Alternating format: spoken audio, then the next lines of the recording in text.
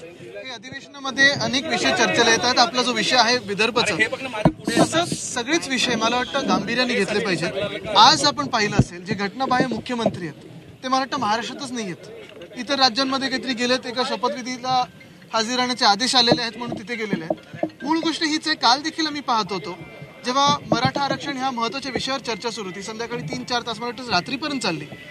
जे महत्वाचे काही वक्ते होते त्यावेळी मुख्यमंत्री आणि उपमुख्यमंत्री कोणीही हजर नव्हतं आमच्या हाऊसमध्ये. ही अशी सगळी थट्टा चाललेली आहे.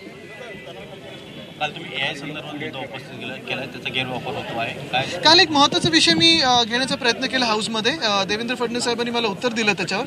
एक आपण पाहते की देशभरात आणि जगभरात आर्टिफिशियल इंटेलिजन्स ह्याच्यावर खूप चर्चा होत आहे. डीप फेक्स असतील, आवाज मग मिळवण्याचा प्रश्न असेल, ह्या खूप गोष्टी होत आहेत. आणि ह्याच्यात युरोपियन युनियनने आत्ताच मागच्या आठवड्यात एक कायदा बनवलेला आहे. माझा हाच प्रश्न होता की साधारणपणे आपल्या महाराष्ट्र राज्यामध्ये देखील आपण असा कायदा बनवण्याचा विचारत आहोत का. ह्याच्यावर देवेंद्रजींनी हे उत्तर दिलेलं आहे की केंद्र सरकार ह्याच्यावर कायदा बनवण्याचा विचार करत आहे. तिथून जर उशीर झाला तर महाराष्ट्रात नक्की होईल.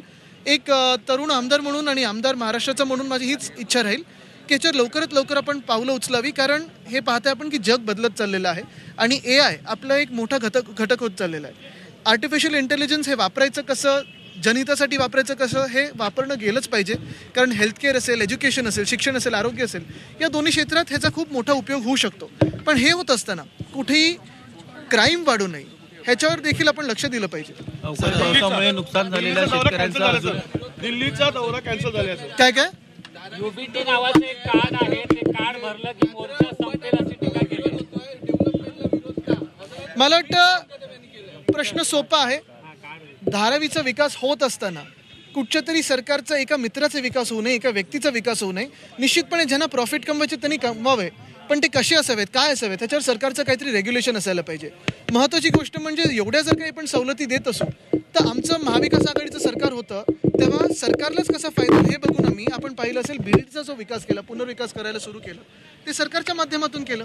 तर ह्या सगळ्या सवलती जर आपण देणार असू, मेगा सवलती जर देणार असू, तर मग सरकारच का नाही करत आहे.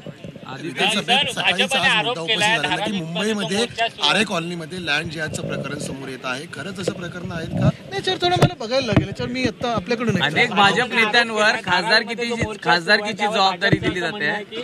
जे युबीटी कार्ड आहे ते जर अदानींनी रिसीव्ह केलं तर हा मोर्चा थांबेल. बरोबर आहे ना. त्यांच्या मित्राला एवढं बोलल्यानंतर त्यांना वाईट तर वाटणारच. खासदारकीची जबाबदारी अनेक भाजप आमदारांवर दिली जाते. आपण कुणाविरोधात शड्डू ठोकणार आहात का? लोकसभा निवडणुकीच्या पार्श्वभूमीवर ठाण्यात आपण लोकसभा निवडणूक लढवणार आहोत. मला वाटतं अनेक अशा चर्चेला काही काही ठिकाणी मी ऐकत आहे, या बातम्या ऐकत आहे, काही चर्चा ऐकत आहे. महत्त्वाची गोष्ट हीच आहे की आपण पाहत असाल मी घटनाबाह्य मुख्यमंत्र्यांना 1 वर्षापासून सांगतोय, 1.5 वर्षापासून सांगतोय की त्यांनी त्यांच्या मुख्यमंत्री पदाचा आणि आमदारकीचा राजीनामा द्यावा आणि माझ्यासमोर वळीतून लढावं. ते नसेल तर मी त्यांच्यासमोर ठाण्यातून तयार आहे. पण हीच महत्त्वाची गोष्ट आहे की ह्या जरी चर्चा होत असल्या तरी निवडणूकच होत नाही आहेत. काल परवाकडे पण पाहिलं असेल हायकोर्टाने ताशारे ओढलेले आहेत. इलेक्शन कमिशनर त्यांना निर्देश दिलेले आहेत की पुणे लोकसभा आणि चंद्रपूर लोकसभा इथे दोन्हीकडे निवडणूक घ्यायला पाहिजे. 1 वर्ष झालं तिथून लोकसभेत आणि दिल्लीत आवाजच नाही आहे. याला लोकशाही म्हणतो का आपण? महानगरपालिकेच्या निवडणुका होत नाही आहेत. आज आपण पाहिलं असेल तर सेनेटची देखील निवडणूक हे घ्यायला तयार नाहीत, कारण ह्यांच्यात हिंमतच नाही आहे. आणि मूळ गोष्ट हीच राहिलेली की आपल्या राज्यात लोकशाही यांनी मारलेली आहे, संपवलेली आहे. ती पुनर्जीवित करण्यासाठी आमचा सगळा हा लढा आहे आणि त्याच्यावर आम्ही लढत आहोत. आणि एका बाजूला हे सगळं होत असताना अजून एक आपल्यासमोर गंभीर बाब आणू इच्छितो. काही गोष्टी एवढ्या वेड्यावाकड्या होत चाललेल्या आहेत. कालच पेपरमध्ये आलंय की मला वाटतं बोरिवली विरार ह्या रेल्वेसाठी काही कांदळवनं हलवण्याचा प्रयत्न आहे आणि तसा प्रस्ताव आहे. पण त्याचं ते लावणार पुढे लागवड करणार आहे तर गडचिरोलीत ही झाडं लागलीच पाहिजेत. पण जर तुम्ही मॅनग्रोव्ह हलवत असाल तर तिकडच्या तिकडे तुम्ही रिप्लांटेशन केलं पाहिजे. पण हा जखम मांडीला आणि मलम शेंडीला हा कुठचा न्याय?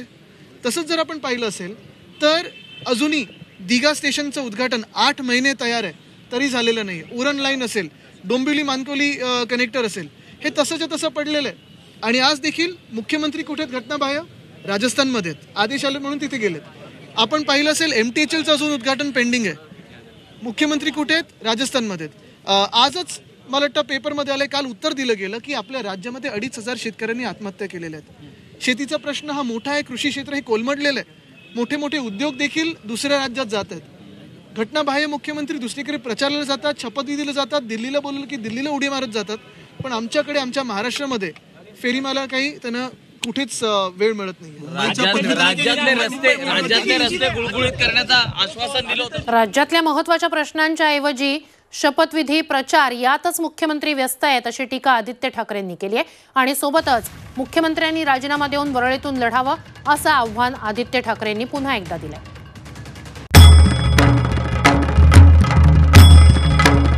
भंडाऱ्याची उधळण म्हणजे